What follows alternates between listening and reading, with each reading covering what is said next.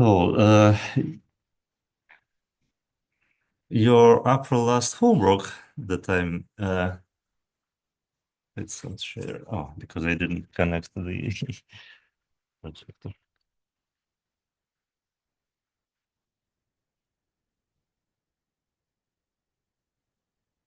So I will upload today the let's see, it's actually homework 10, 11. Um, in the upper last homework, and you remember you can skip one homework uh, because uh, in the final grade we take into account just 11 homeworks with highest grades from 12 homeworks. So I will ask you to create the model with just simple fully connected layers neural net for handwritten digit recognition, and I will ask you to draw several, three actually, digits and pass through the model, and hopefully it will recognize them correctly. Um, so let's finish our uh, file from last class where we actually uploaded the MNIST data set, and then I will show you how to work with images in Python, how to convert them from read them in different formats, resize, and so on. And then we will talk about normalization, batch normalization, and dropout. So let me open our file from last time. This one.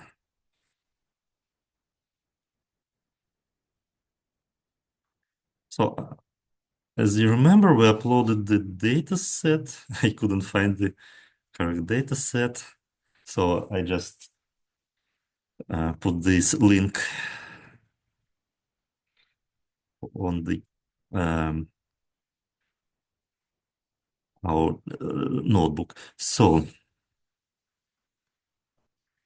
upload the images.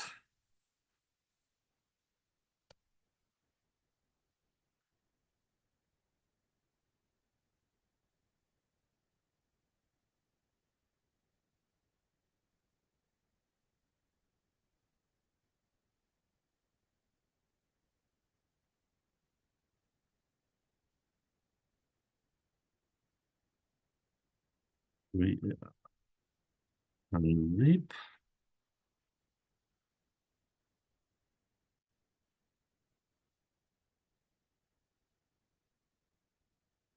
And I believe we created the MNIST data set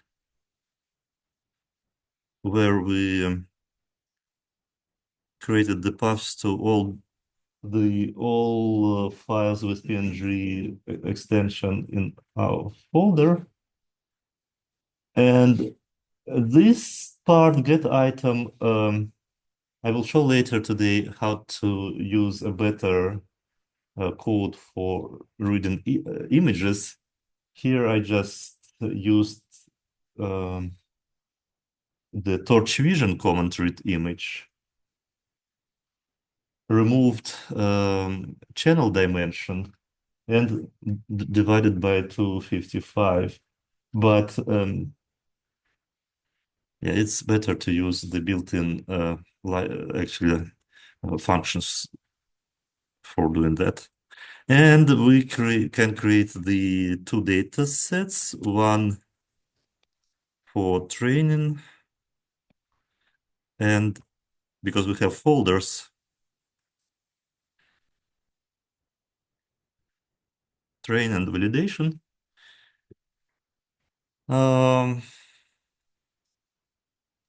In the perfect world, you would have also test, but let's just use validation as test for now. I mean, and as validation as a test. So, and let's create these two data set classes and data loaders. Data loaders.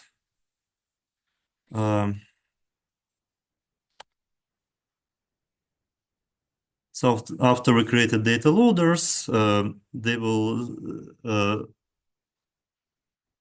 spit you the images and labels like this. So they will just return the batch of size of 64 images. These are dimensions, width and height, and the same number of labels. As you remember, we read the labels from the path to our gates, to our images.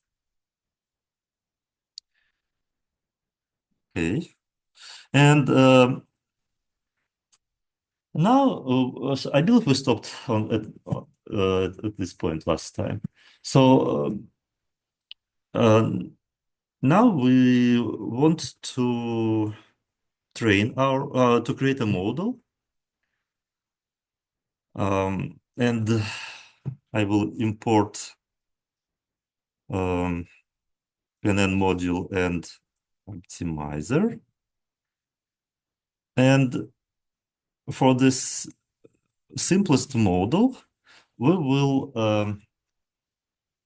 take our image, which is two-dimensional matrix, and just put all the pixel intensities in a long array. In Torch, there is command flatten, so you can take an two-dimensional matrix and use torch dot flatten.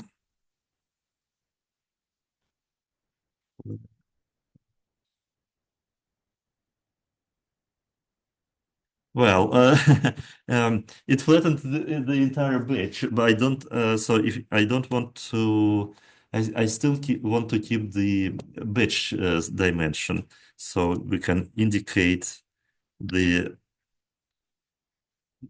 dimension, the starting dimension from which I want to flatten my images, and instead of matrices 28 by 20, you will get just one-dimensional arrays of this size, 28 by 28.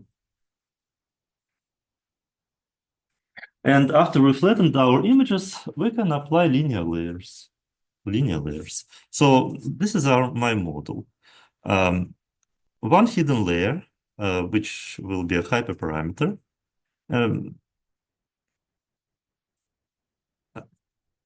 I believe I also mentioned the sequential. Did I mention sequential? That or not? No. So you can create, for example, separately linear layer, activation, another linear layer, and apply them sequentially. Or you can use sequential layer, where you just list all the layers that you want to apply. And in the end, you just apply this sequential to your input. So it saves the typing in forward mode. So instead of applying like sequentially all the layers, we can use sequential. So in first I apply flatten from the first dimension. Then I apply linear layer from the size of the flattened array, which I was lazy to calculate, so I just wrote 28 by 28. Then the output dimension will be hidden dimension, activation, and we remember that RLU is the standard activation function for images at least. And then we have 10 classes because we have 10 digits from 0 to 9. So the output dimension will be 10 dimensional. So because my output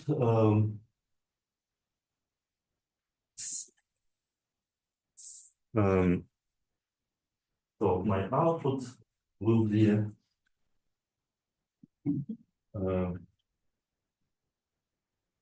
10-dimensional vector.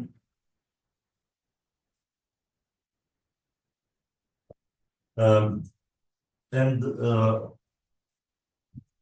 how to actually get the prediction of the digits, we will, as you remember, we should apply softmax. So the output from linear layer is called logits. So these are not unnormalized probabilities. Then we apply the softmax, if you want, obviously. And softmax will just normalize these numbers. You remember the formula, e power logit, let's say a I over the sum of e power all other classes. And after that, we can take the maximal probability. So you can use argmax.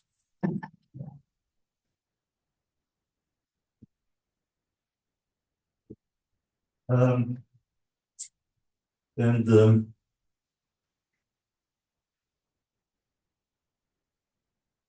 argmax will return the index of the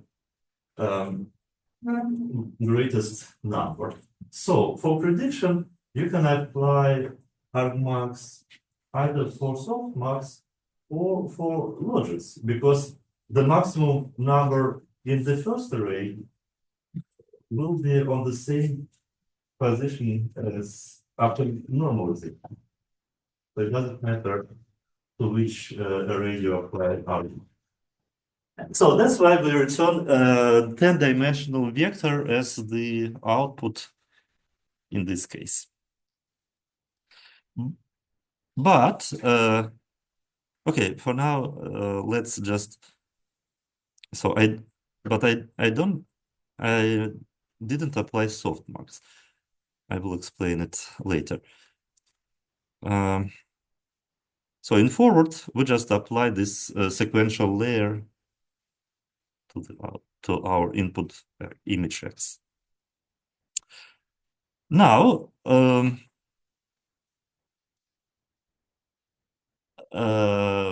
so after that, the training loop will look exactly the same as for any other deep learning project, and I will just copy paste our code from last week when we worked with function absolute value function. I will just copy paste the code. Because after we created the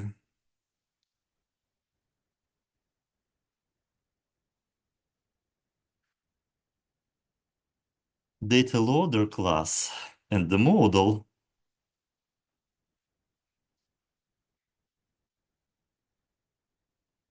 then the training loop will look exactly the same. We take data, in our case, it's train data loader. Read batches from data loader, apply our model, calculate loss function, calculate gradients, and update the weights of our neural network. So the most complicated part in deep learning is to create dataset class when how to read the objects and convert into tensors and the model. So we have, let's initialize our model. So it just suggests to use this hidden layer size. So because our input size is 784 and the output size is 10, for hidden size you can choose an arbitrary number in between. So it could be 200, it could be 50, it can be 128.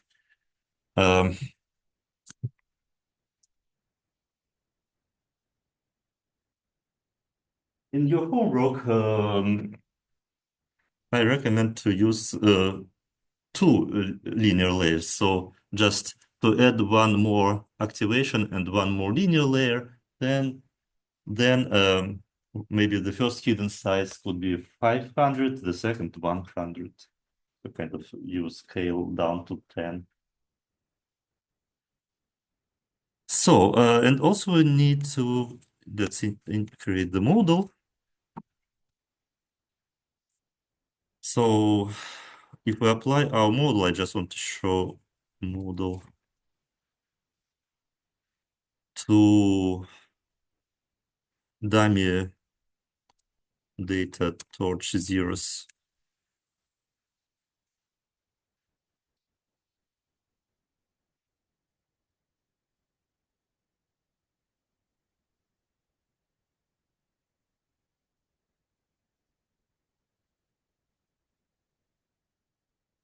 So if I apply my model to input tensor of the shape 28 by 28, the first number corresponds to batch, I will get the output 10 numbers. If my batch size is 2, I will get as the output 2 arrays with 10 numbers. For now, these are just random numbers because the layers of our neural network were initialized by random numbers when we created the model.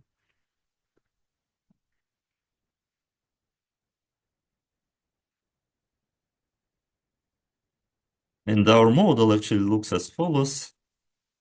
It contains these layers. Also, you can look at the values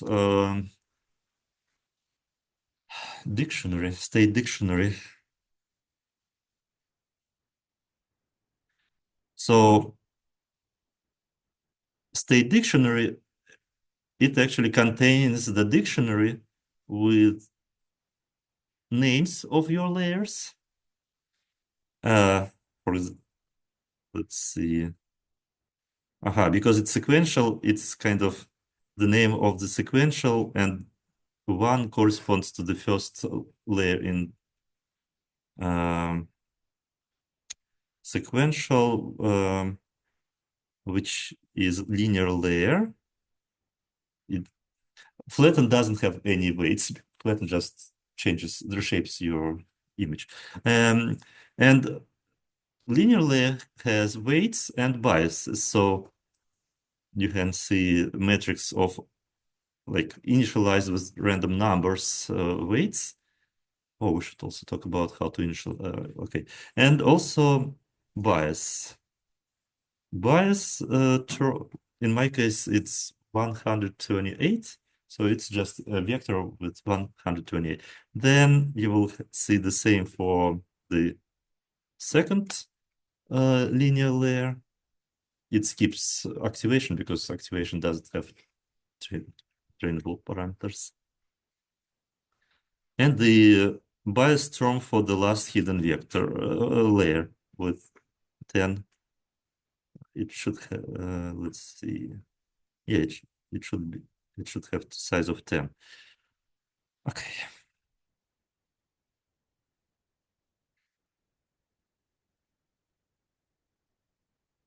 And also we want to create the criterion, the loss function. Which loss function should we use for classification task?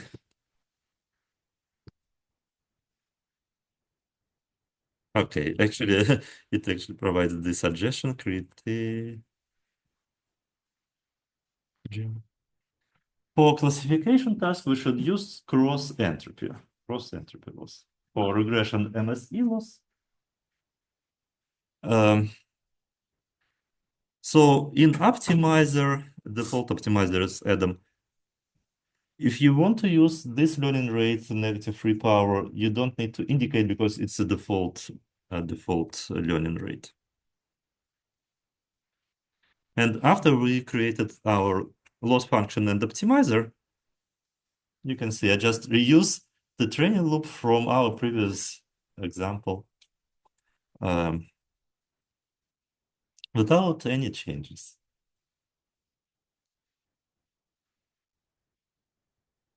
And by the way, I didn't mention that, but you remember when we use stochastic gradient descent to approximate our function, we had to run for thousands of epochs.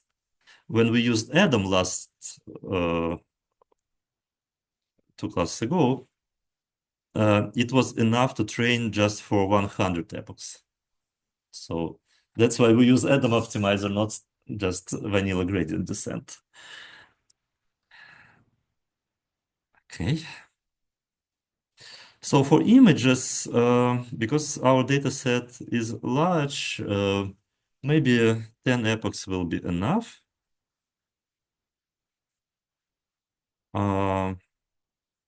Okay, let's just run it for now. And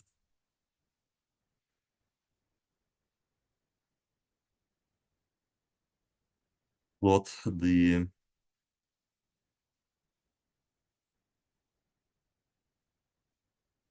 loss function.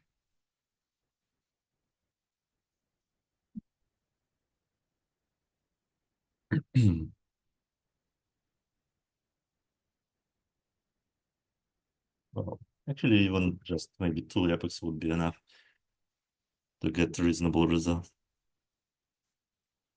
Because our neural network is very, very small.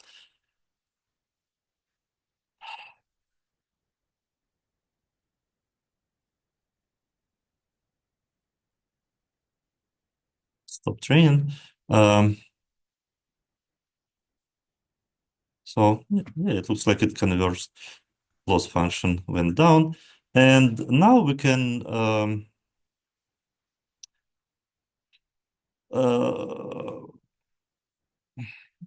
let's add also the loss on validation data. And after that, we will apply our model. Actually, we can apply it now. We can apply our model to the validation data.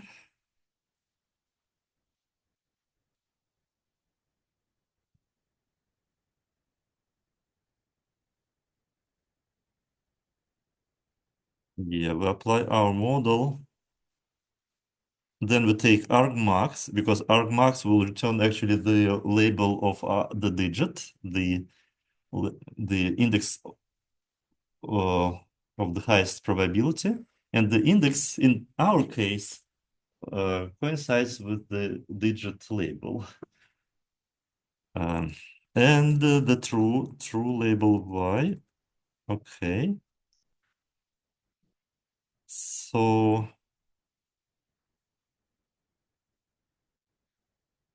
let's see. Because our validation set we didn't shuffle validation set, so the first batch contains all the images with label 1. If we use train, you will see like shuffled indices. The first array is the predictions. The second array contains true labels, and we can calculate the accuracy. Because this data set is balanced, the accuracy is a good metric.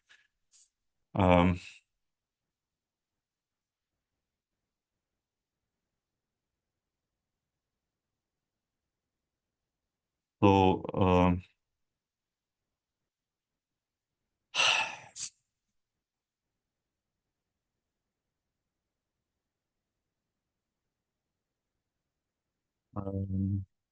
so if you want to calculate the accuracy over on the entire validation set, we should calculate the accuracy for every batch, add these numbers, and then divide by the length, but by the total number of our data points.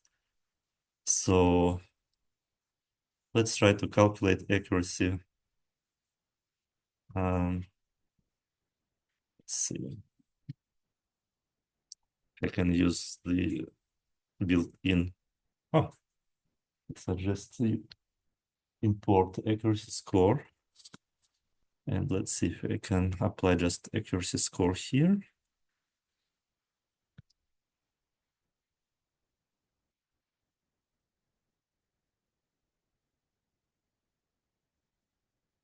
Yeah. So this is the accuracy on, okay.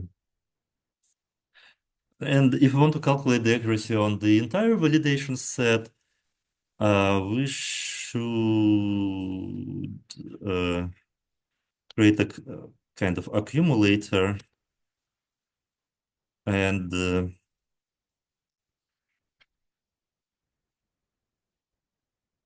increase the accumulator.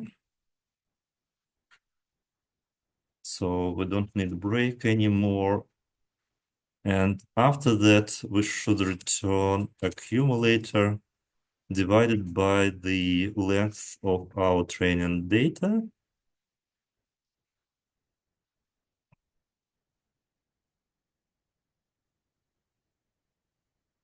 And we can print accuracy. So, oh, wait a second, when I'm using training, I should use validation.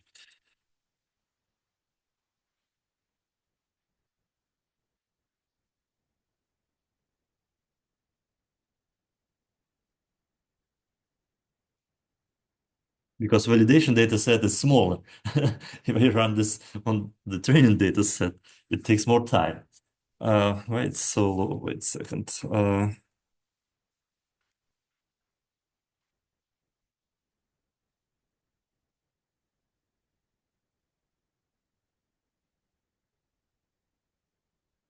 Um,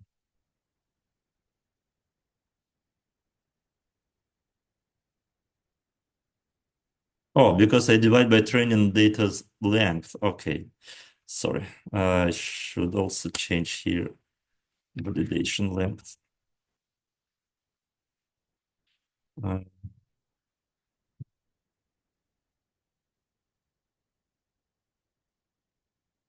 okay, now it looks good. So, um,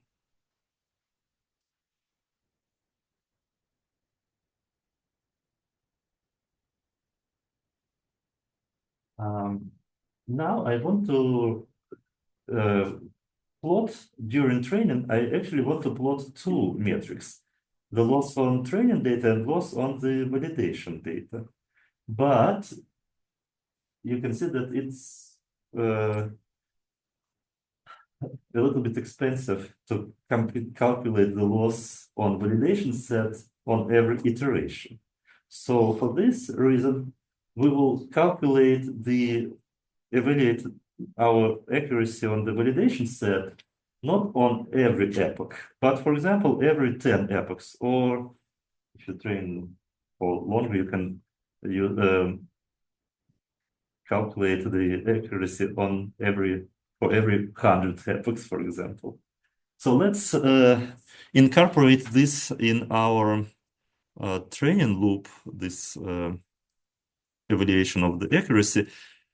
And also I will use TensorBoard because it's just nicer, has nicer plots.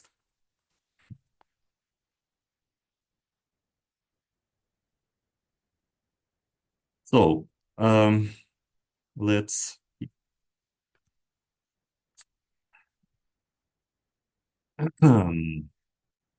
use our code for TensorBoard from last class.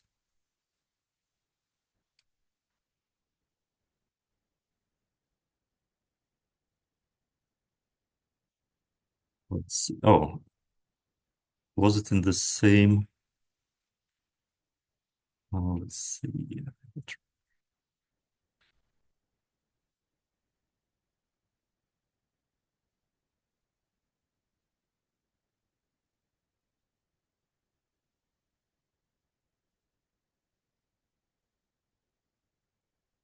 Oh, it looks like I didn't upload the code with TensorBoard. Okay.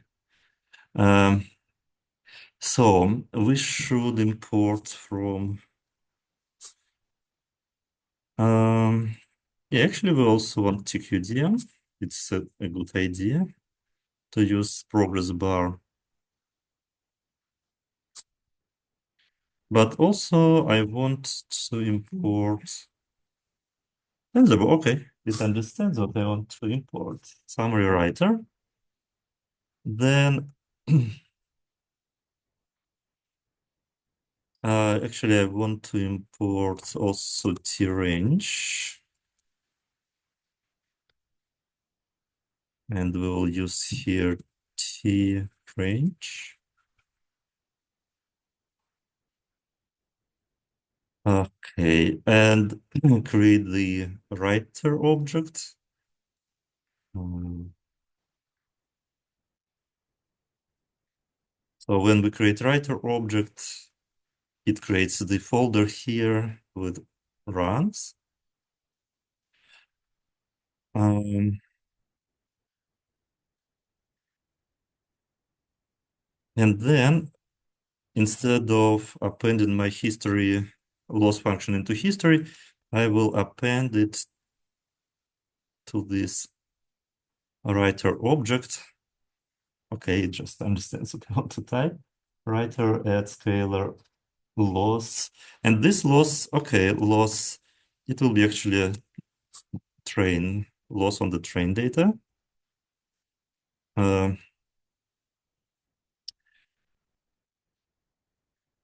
and I also want to calculate loss on the validation data, loss or accuracy. In our case, if we're interested in accuracy, we can actually add both plots and loss and accuracy. So because I don't want to calculate accuracy on every step, let's use if statement. So this code will evaluate every 5 epochs. For now, because I will train just for few epochs, let's do maybe every 2 epochs. But in practice, typically we evaluate our model maybe every 10 epochs. Um, so we kind of train for 10 epochs, then we evaluate because it's time consuming to evaluate more frequently. So if, okay, wait a second. So this if should be outside this for loop. Okay, if. Then for evaluation, we don't need gradients, so we should use this with torch no grad.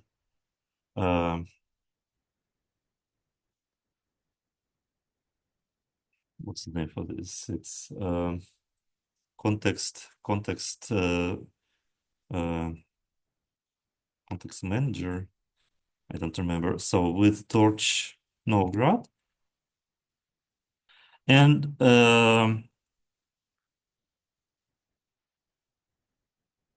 also later, bless you. For now, there is no difference in our model in training and validation evaluation, but if we will use layers such as dropout, then there is a difference. And typically, we also should switch our mode, the model, to evaluation mode. But for now, we don't need to do this. But typically, we should indicate, we should switch our model to the train model, model.train for training and model.eval for evaluation. For now, there is no difference, so I will skip this line. And here we calculate loss for invalidation loader, prediction, and loss. And we can append this to writer. If you want to calculate the accuracy, then we can use also this code. Let me put these imports like before we call our code. So we can use also this code for accuracy evaluation.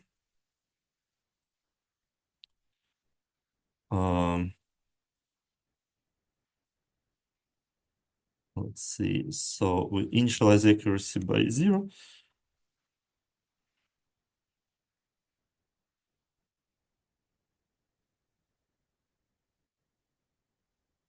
We append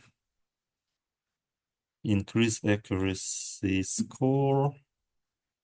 Yeah, it looks correct.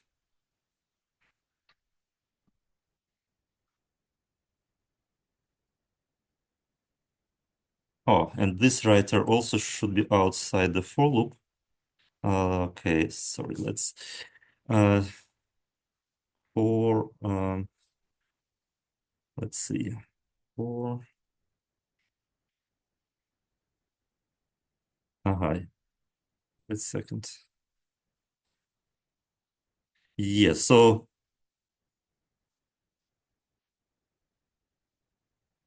what's going on here? We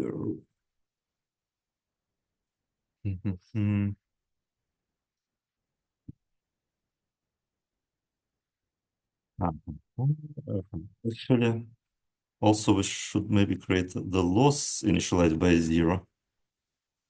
And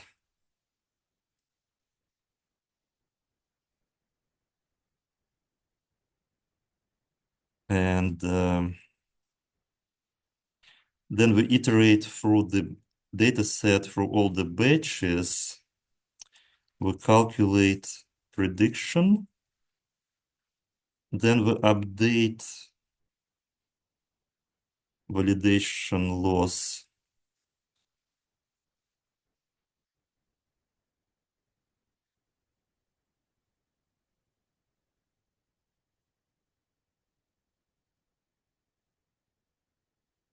Then we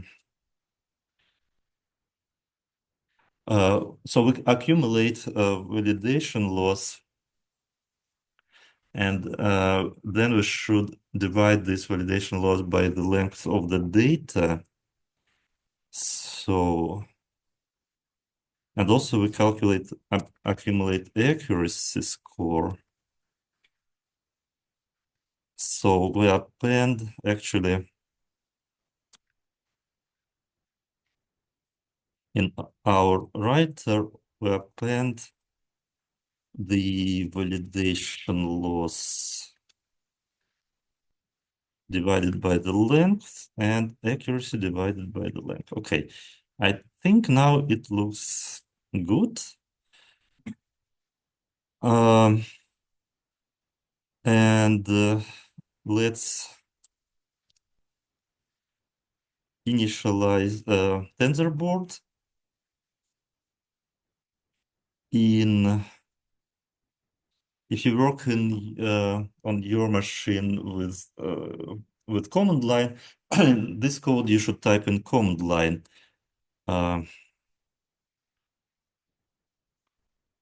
Tensor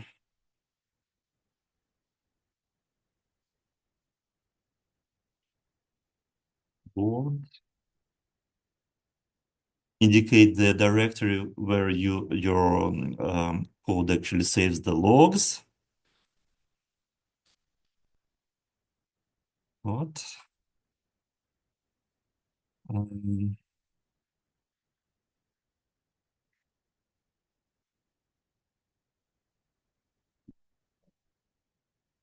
oh, really? Oh, thank you. uh, Wait a second, but um, mm,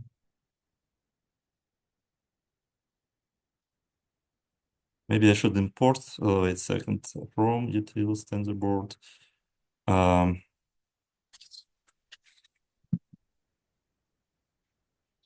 Let me see. Let me check my code from previous year. Mhm.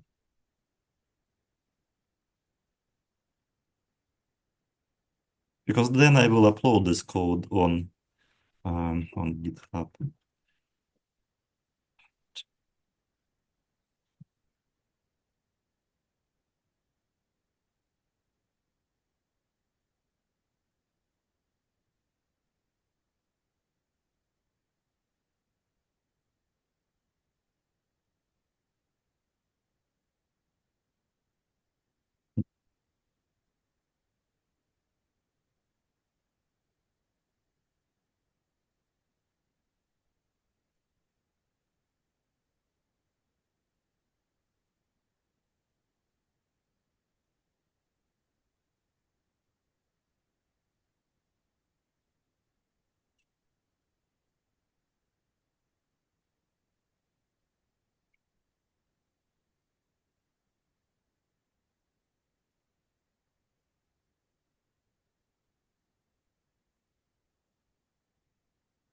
Mm, interesting. Um, let's see. Uh, let's maybe ask then ChatGPT because I don't remember. Okay.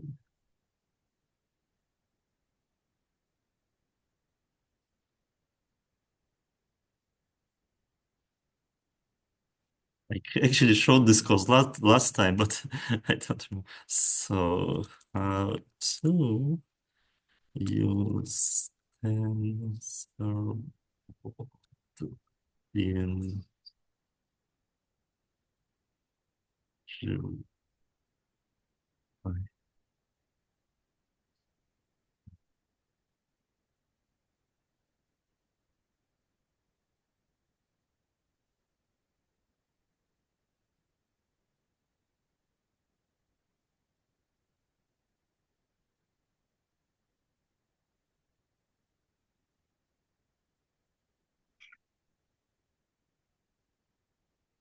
Oh, I should first call load external TensorBoards here. Okay. So uh, load, first I should load TensorBoard and then initialize TensorBoard. Okay. And now uh,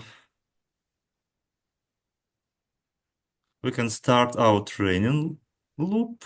Let's run our training loop.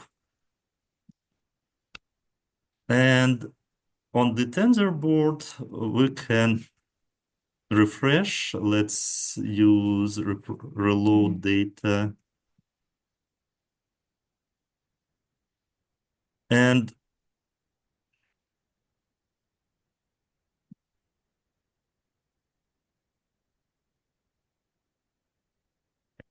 for a while.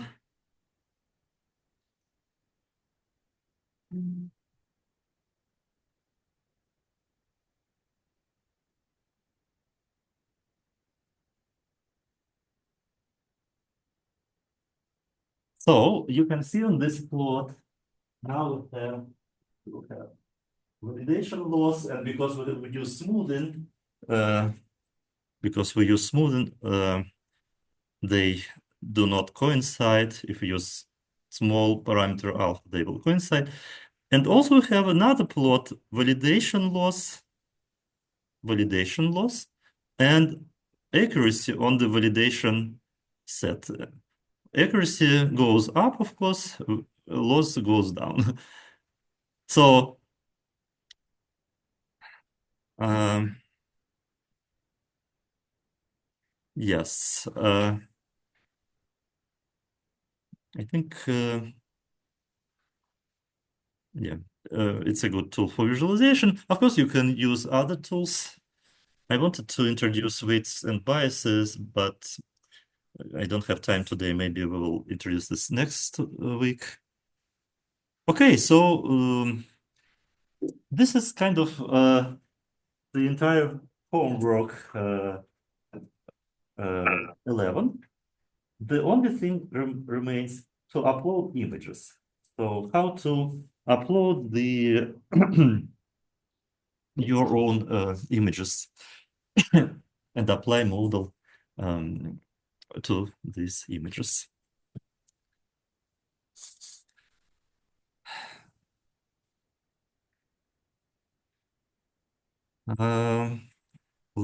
Okay, it's actually done. And you can see the accuracy curve, how it goes up. And because we calculate every 2 epochs, so it skips 1 epoch in my plot. Okay. So, as I mentioned last time, if you don't remember, I will repeat, the torch vision only uploads images in JPEG and PNG formats. If your image is in GIF format, it won't work. So in order to be able working with arbitrary data types of images, we will use the library specifically for images, field library. Import peel dot image.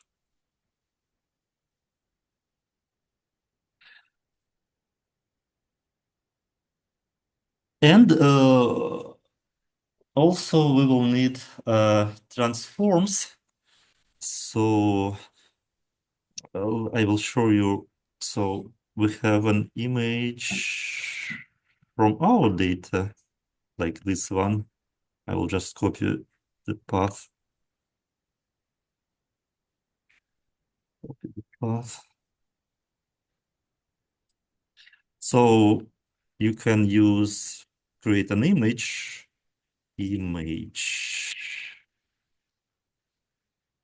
uh, like this. And then if you just type im, it will plot the image. But it has its own data type. It's not a torch, it's not an NumPy. I believe,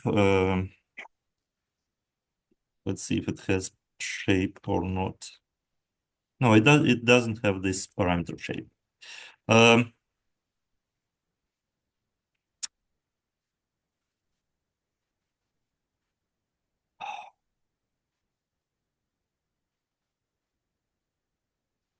So the standard, I will show you just 3 standard lines of code, how we process images, how we convert images into tensor formats. So let's import from Torch Vision transforms module. Import.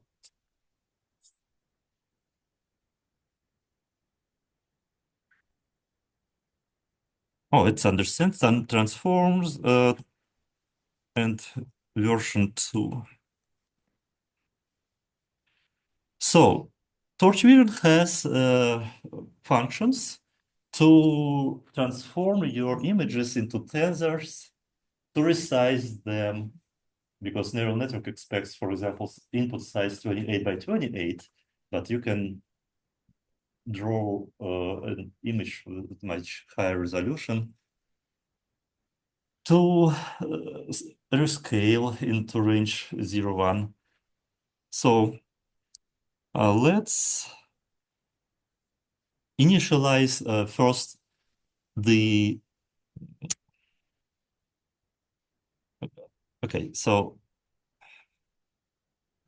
let me create an image. So I will use a paint and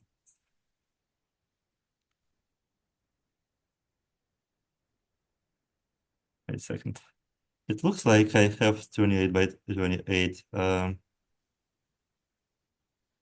So in parameters,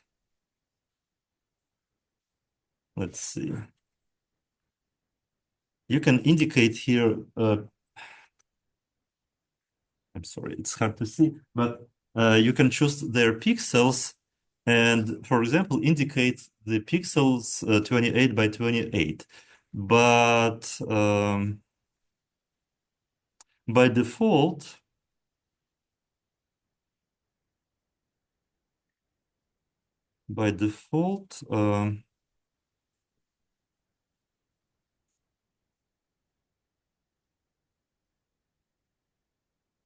yeah, but by default, you will see something like 1,000 by 1,000 pixels. So I will show you both ways how to draw an image with high resolution and small. So one option is just to create the original screen of 28 by 28 pixel and draw the digit in this field. The other option is to use arbitrary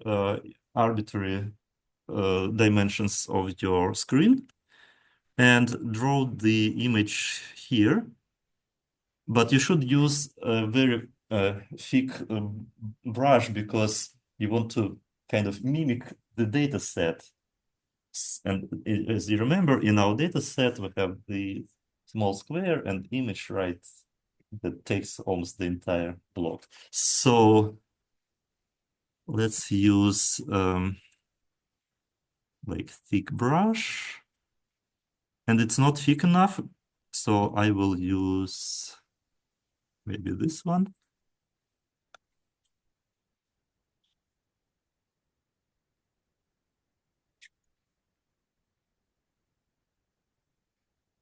So, and draw the digit.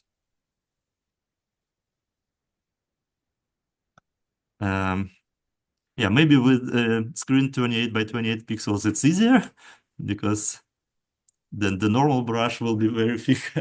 And now we will save this image.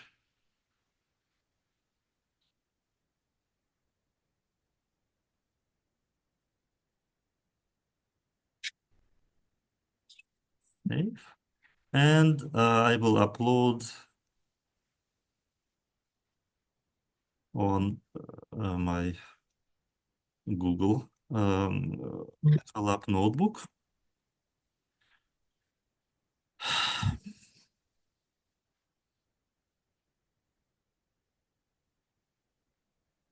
And I will read this image with PIL library.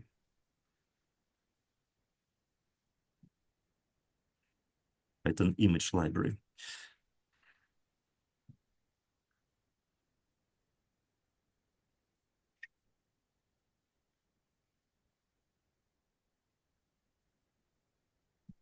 Okay, so this is how it looks like.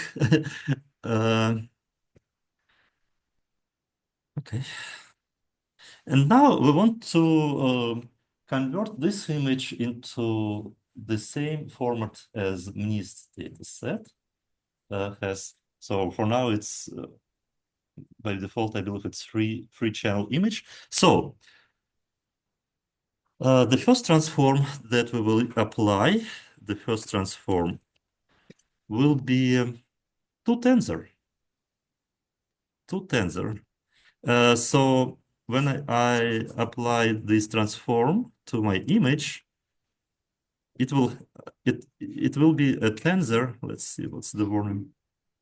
Uh,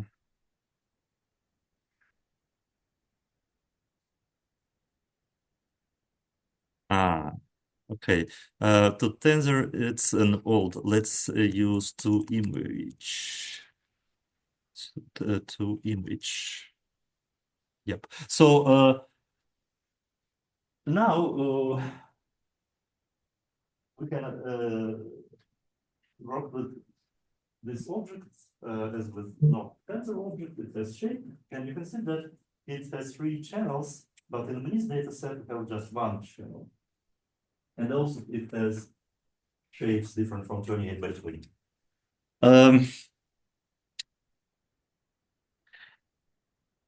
So the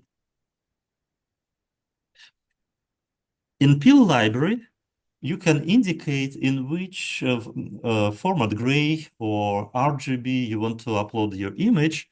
So one solution is to use here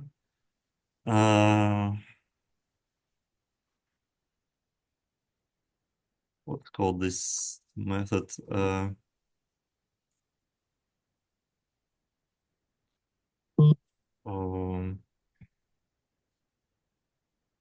Convert. Okay, convert.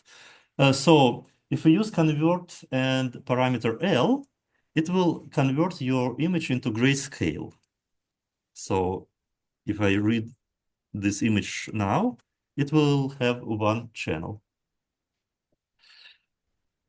For your final project, you will have the data set with images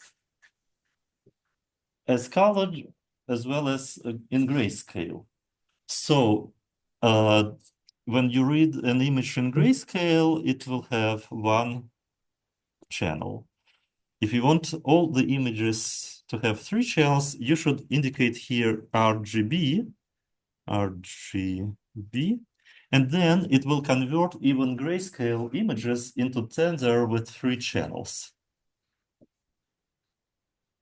Okay, for now, we should use the grayscale,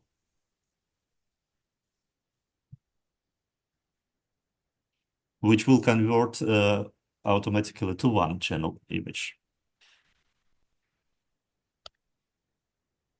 Okay, after we got this image,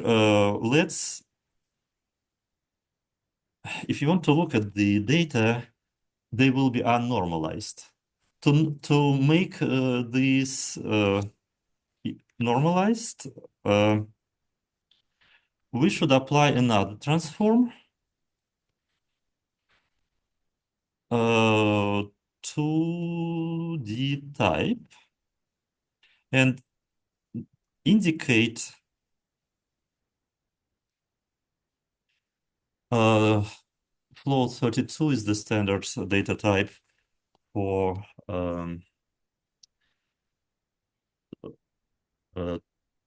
torch format, so D type.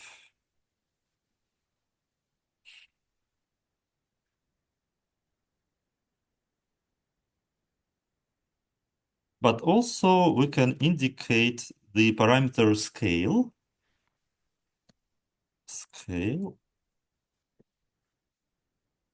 So this will actually convert your image into 0, 1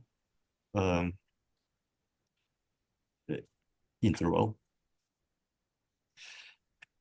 And the last transformation that we want to apply is to resize. So to resize, um,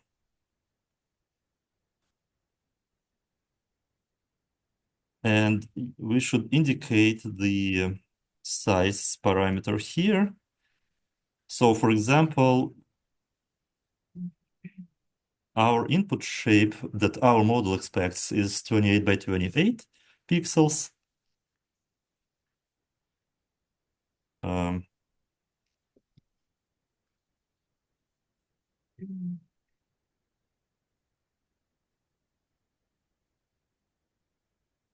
oh, it's 28 by 28. So we can indicate here this size. And then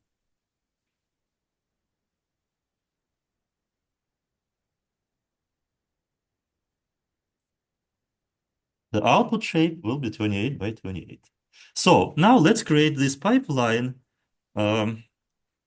It's similar to sequential layer in our module. Let's create this transform pipeline. Transform. Okay, it understands what I want to write because it's a standard pipeline. Every time you want to work with images, you will use these transformations. Compose. So compose will apply these transformations sequentially. I'll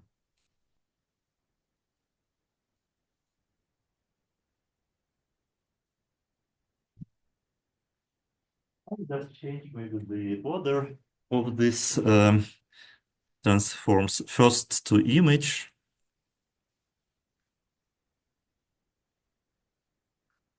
then scale, and then resize. And also, but you will need this for the project to normalize.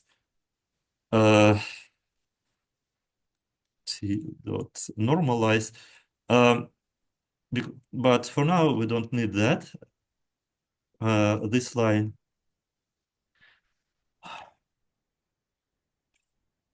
Because we work with grayscale images, but for color images, typically we use ImageNet. We will talk about it next week when we will talk about convolution neural networks. So all these neural networks, they are pre-trained, and there's you can find them on the Torch models, and they expect also normalization. So for this reason, we also want to apply the normalized transform, but we will talk about this later. Okay. Finally, I can apply this transform to my image.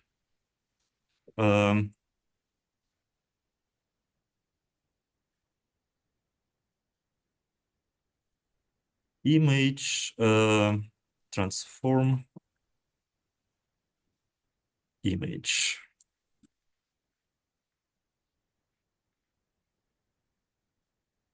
And visualize it, for example.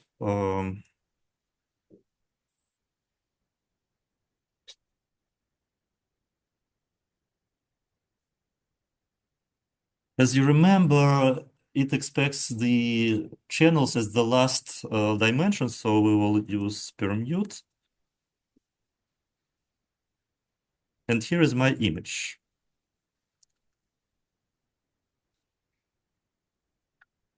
(28 by 28 pixels).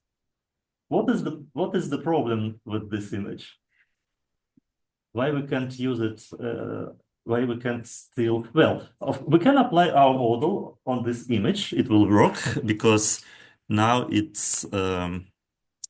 has the let's see the dimensions. It has correct dimensions, and I can apply actually model to this image, and I will get the logits, 10 digits. But why we can't use this image for correct prediction? Yes?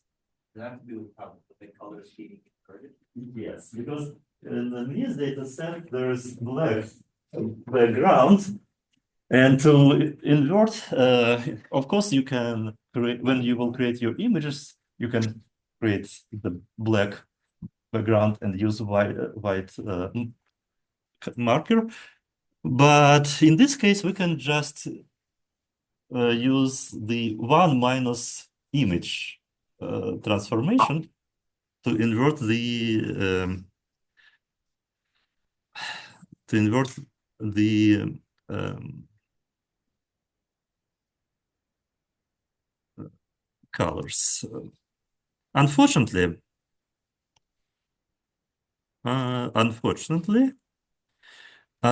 if it should work, but if you calculate the maximum value, let's see, maximum value or minimal value, let's mean. Oops.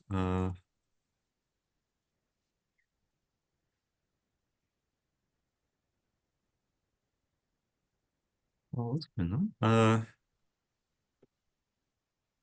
Yeah, unfortunately, because of numerical um, errors after rescaling, um, we didn't get the exact one, but we got maybe a little bit a fault number one and some noise. So when I subtract from one my image, I can get the negative, a small negative value. So I should clip so we can use one minus image, but also we can apply a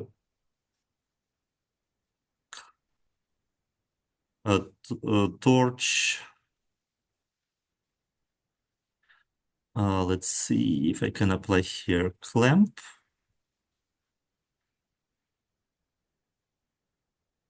Yeah, so clamp has two parameters, min and max. The first stands for the minimum, so I can apply clamp, which will kind of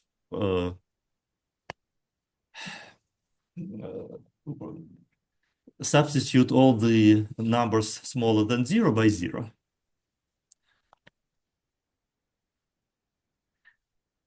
And now we will get the digits that we actually can pass to our model. Okay. It wasn't the main topic for today's lecture that I wanted to talk about. The main topic was actually dropout and batch normalization. We have 5 minutes left. Okay, let me just begin maybe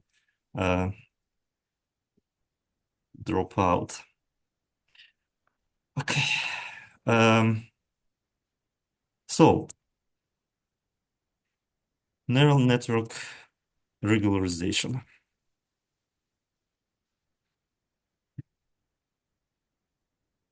Dropout and batch norm.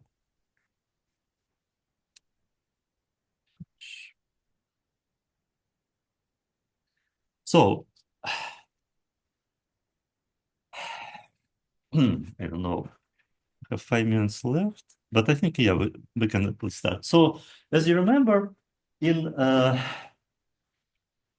our like previous life models, linear regressions, we used the regularization term.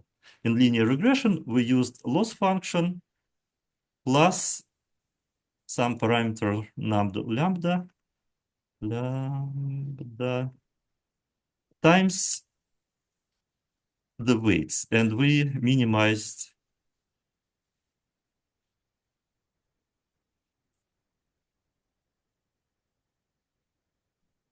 this.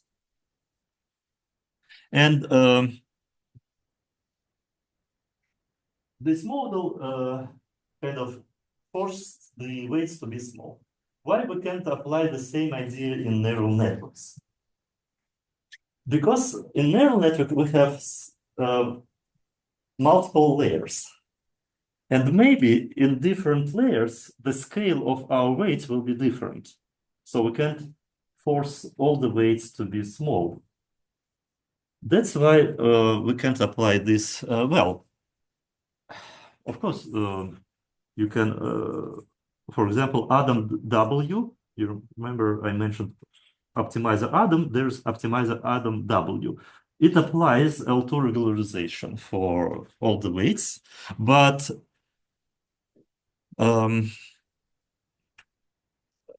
typically we will use other regularization methods. And the first method is called dropout.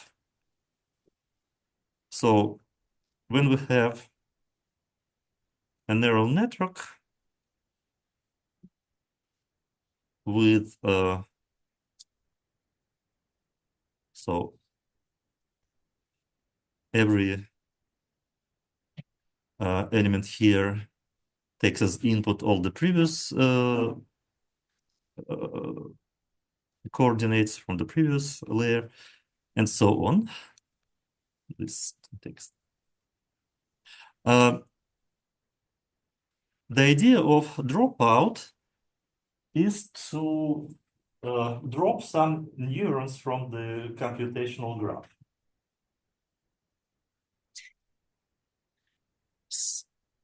So we will just drop one neuron from computational graph. How can we do that? We have, for example, input X, then we have activation, and then we can apply dropout, activation, dropout. So activation dropout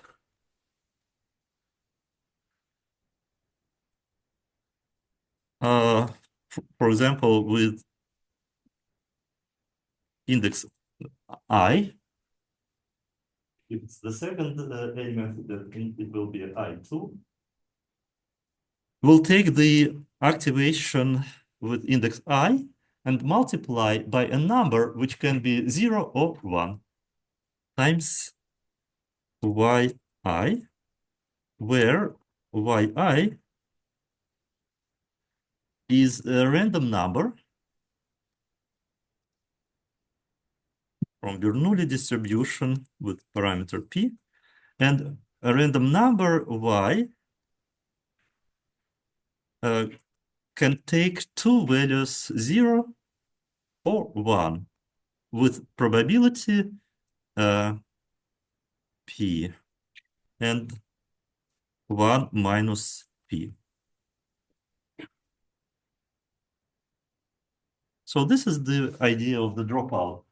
You just multiply the layer by the numbers which can take values zeros or ones. So it means that randomly some numbers will be zeroed. And I think we should stop here for now. But this is the example of the layer which will perform differently during training and during validation. Because during evaluation, we won't zero our neurons. We will use actually all the neurons. But let's talk about this next time.